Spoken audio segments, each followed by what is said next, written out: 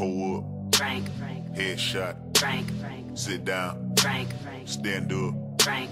Pass out. Frank. Wake up. Frank. Fade it. In 1984, Congress passed the National Minimum Drinking Age Act. The act states that no persons under the age of 21 can legally purchase or consume alcohol. If the states did not agree to this, the government would cut up to 10% of their highway funds. Their reaction? Well, let's just say they were not very pleased. This act is an unfunded federal mandate. This means that the federal government didn't give the states any money to help enforce the new law. So why is it that the federal government can cut funding if a state doesn't enforce the law, but not help them financially at all when they do? In the court case South Dakota versus Dole, South Dakota argued that it was not constitutional for the federal government to withhold funding and make a set drinking age. They argued that it violates the 21st Amendment. The 21st Amendment ended prohibition and says that each state has the right to choose the percentage of alcohol a person is allowed to consume. The Supreme Court decided that it was constitutional because it was protecting the general welfare. This brings us to the topic of drunk driving. Better obey the law. If you drink, don't drive. Do the watermelon crawl. The group Mothers Against Drunk Driving pushed for the Drinking Age Act to be passed because they believed that a higher drinking age would prevent drunk driving. Although the amount of accidents caused by drunk driving has gone down, it is not all because of a higher drinking age. Car safety has increased. Airbags, seatbelts, and other car safety features have evolved, making accidents less severe. Another factor is law enforcement. Punishments for getting a DUI or driving while intoxicated have become more harsh over the years. These punishments can include a suspended license, jail sentences, and probation. If a person is driving intoxicated with a child in the vehicle, the consequences are even worse. Most states also have a zero-tolerance policy for underage drinking. This means that if a person underage is caught driving with a blood alcohol content level over 0.0% or 0.2%, there will be a punishment. For people 21 or older, their blood alcohol content level cannot be over 0.8%. With all of these policies and laws, people would rather take a cab or have a designated driver rather than taking the risk of getting in trouble. This map shows drinking ages in countries all around the world. As you can see, most other countries have a drinking age of 18 or lower. In Canada, the drinking age is either 18 or 19, depending on what area you are in. Drunk driving rates have gone down just as much in Canada as they have in the United States. People need to be aware of the fact that a person in their 20s or higher can get into a drunk driving accident just as easily as a person between the ages of 18 to 21. Just because a person is older certainly does not mean that they are more careful. If the drinking age shouldn't be 21, why should it be 18? Well, at the age of 18 in the United States, a person is considered an adult. You can vote, enlist in the military, buy cigarettes, buy property, gamble, get married, and strike binding legal contracts. So at 18, shouldn't you be able to walk in a bar and buy a beer? The government gives people the right to vote in all elections at 18. They trust someone to vote for the leader of our country, but not to drink. The government allows the person to join the military at 18. They trust someone to defend our country and will allow them to possibly be killed on the front line, but they don't trust them enough to drink. The government lets an 18-year-old buy cigarettes. They think it's okay for a person to harm their lungs and the lungs of people around them, but they don't think it's okay for them to drink. Why does the government give us so much responsibility at 18, but then degrade us by saying we still aren't responsible enough to drink? To me, this just doesn't seem right. YouTube star Dan Brown shares a similar idea. Hello world, today's delicious steak is Dan. What are your thoughts on the drinking age? Do you believe that America should lower it to 18? What are the pros and cons of this debate that you find most convincing? From Outside the Box 922 in St. Louis, Missouri. Well, you should have asked me about this 6 months ago and I still cared before I was 21, but in May I turned 21. Now I can purchase and consume alcohol legally, so it doesn't matter to me. My answer is I don't care what the drinking age is. If you like what I make jokes! I'm joking! That was a joke right there. Great, really funny joke. That's not really what I think. What I think is that the drinking age, yeah, it should be 18. 18.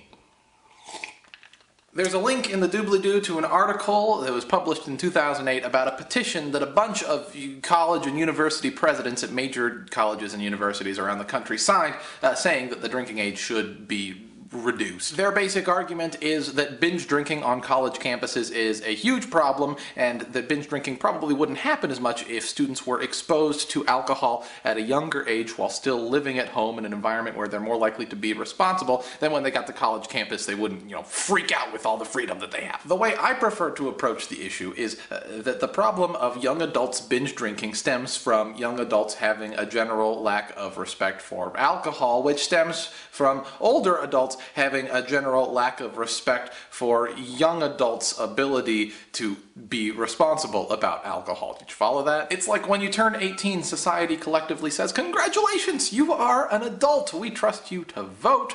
We trust you to own a gun. We trust you if you want to join the military and defend our country and kill people. But sorry, we still don't think you're responsible enough to drink alcohol." And that message that you are not responsible enough to drink alcohol is loud and clear, and I think more than anything, it's a self-fulfilling prophecy. 18, 19, 20-year-olds, they are going to drink. They are going to be in environments where there is alcohol. They're going to go to parties. They're going to hang out with people who are older than 21. If you think the drinking age being 21 prevents people younger than 21 from getting a hold of alcohol, you are mistaken, and I have statistics to back it up. There is a link in the doobly-doo, but the average age that someone in the United States drinks their first alcoholic drink is somewhere, depending on race, between 15 and 19 years old. A majority of Americans drink before they are 21. When minors drink, they do so knowing that they're not supposed to, because society at large doesn't expect them to yet be responsible enough to handle alcohol. So what happens? They're not expected to be responsible, they're not responsible. And that's not true for everybody. I mean, some 18, 19, and 20-year-olds who drink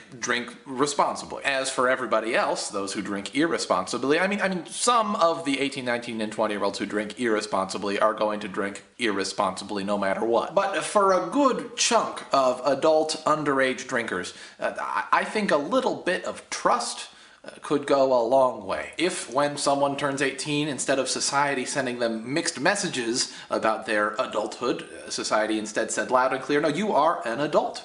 We trust you with adult things, adult responsibilities, including drinking responsibly." I have a hunch that people would drink more responsibly. But I don't know, maybe I'm wrong. What do you guys think? Post a comment or a video response. Also, one more thing, please don't be a zombie. If you like what you just saw, if Dan put you in a state of awe, subscribe to him and click the orange button. It really, really, really, really, really means something. If you do that, that'd be really cool.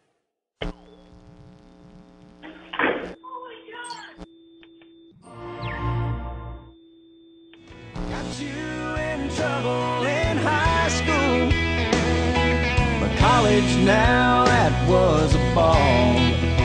You had some of the best times you'll never remember with me. Alcohol.